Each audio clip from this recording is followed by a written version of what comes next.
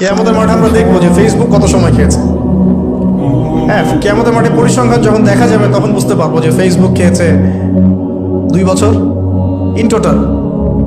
হ্যাঁ, আমার টেলিভিশন খেয়েছে 2 মাস, আমার ইউটিউব খেয়েছে কত এরকম 5 মাস।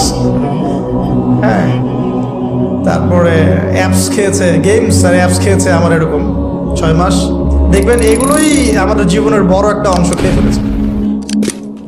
যদি একজন ব্যক্তি ডেইলি 1 ঘন্টা করে টিভি দেখে বা এইসব জায়গায় সময় কাটায়, তাহলে নিঃসন্দেহে সে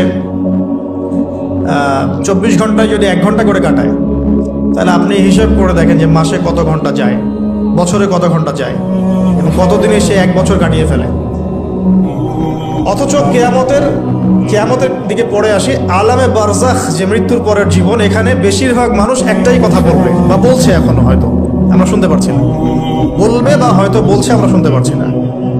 সেটা কি?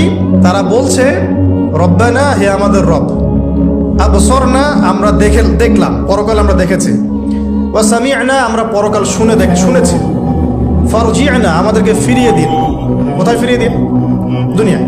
কি করব? না আমাল সালিহান, আমরা সৎ আমল করে আসবো। ইন্না মুকিনুন, আমাদের এখন ইয়াকিন হয়ে গেছে। এই কথাটা কবরবাসী চিৎকার করে এখন হয়তো বলছে অথবা বলবে, আল্লাহু আলাম। আল্লাহ পাক সূরা আলিফ লাম মিম সাজদার মধ্যে আয়াতটা নাযিল করেছেন, রব্বানা, হে আমাদের রব, আবসরনা ওয়া সামি'না ফারজি'না না'মাল সালিহান ইন্না মুকিনুন। হে আমাদের রব, আমরা দেখেছি পরকাল, আমরা শুনেছি, বুঝেছি, মানে ইন্দ্রিয় দিয়ে পরকাল উপলব্ধি করেছি। এখন আমাদেরকে আল্লাহ একটা বারের জন্য আপনি দুনিয়ায় ফিরিয়ে দেন, না'মাল সালিহান, আমরা সৎ আমল করে ফিরে আসবো। আল্লাহ পাক কিয়ামত পর্যন্ত আল্লাহ পাক বলছেন যে সুয়ের ছিদ্র দিয়ে উট যদি বের হতে পারত, তাহলে এই সুযোগটা আল্লাহ দিতেন। সুয়ের ছিদ্র দিয়ে কি উট বের হতে পারবে? অতএব আল্লাহ পাক এই সুযোগটা দেবেন না। সো আমরা এখানে টাইম অনেক ওয়েস্ট করছি। তো দেখুন, যেখানে ছিলাম, তায়েফবাসী এভাবে যখন ফিরিয়ে দিলেন, এরপরে কি হলো? নবী সাল্লাল্লাহু আলাইহি ওয়াসাল্লাম বদদোয়া করলেন না, যে কাজটা আমরা প্রায়ই করে থাকি একে অপরের সাথে, বরং তিনি তায়েফবাসীর জন্য দোয়া করলেন। আর আল্লাহ রাব্বুল আলামিন পাহাড় পর্বত নিয়ন্ত্রণকারী ফেরেশতাকে পাঠিয়েছিলেন, যাদের একটা দাবি ছিল, আপনি যদি চান হে নবী, আমরা তায়েফবাসীকে পিষে ফেলতে পারি। নবী সাল্লাল্লাহু আলাইহি ওয়াসাল্লাম বলেন, না, আমি বরং চাচ্ছি আল্লাহ পাক তাদের ঔরস থেকে এমন প্রজন্ম নিয়ে আসুক, যে প্রজন্ম আল্লাহর ইবাদত করবে, আল্লাহর সাথে কাউকে শরীক করবে না। এখন আপনি তায়েফের রেজাল্টটা দেখেন, তায়েফ কিন্তু এখন ইসলামের ভূমি হয়ে গেছে, আলহামদুলিল্লাহ। এবার নবী সাল্লাল্লাহু আলাইহি ওয়াসাল্লাম মক্কায়, সিচুয়েশনটা তাহলে এখন কেমন? কিছু যুবক সাহাবী ইসলামের নেতৃত্ব দিয়ে আবিসিনিয়ায়, কিছু যুবক সাহাবী মক্কায়। এবার নবী সাল্লাল্লাহু আলাইহি ওয়াসাল্লাম সব দিক থেকে কোণঠাসা। এই সময়ে তার স্ত্রী ইন্তেকাল করে গেলেন, তার চাচাও ইন্তেকাল করলেন। যে স্ত্রী এবং চাচা ছিল মক্কায় তার সাপোর্ট, সবচেয়ে বড় সাপোর্ট, তারাও ইন্তেকাল করলেন। এবং 3-3টা বছর তাদেরকে বয়কট করে রাখা হলো।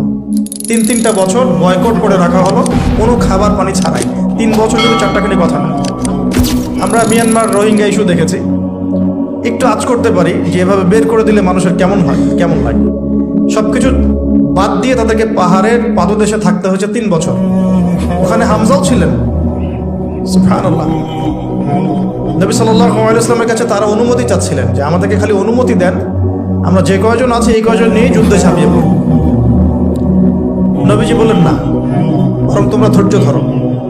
এখন আল্লাহ পাক এই হুকুম আমাকে দেন নাই, তোমরা ধৈর্য ধরো। হামজার মতো সাহাবী, যিনি একাই 20 জনের সাথে লড়াই করতে পারেন, তিনি ধৈর্য ধরলেন যে আমরাও ধৈর্য ধরে আছি।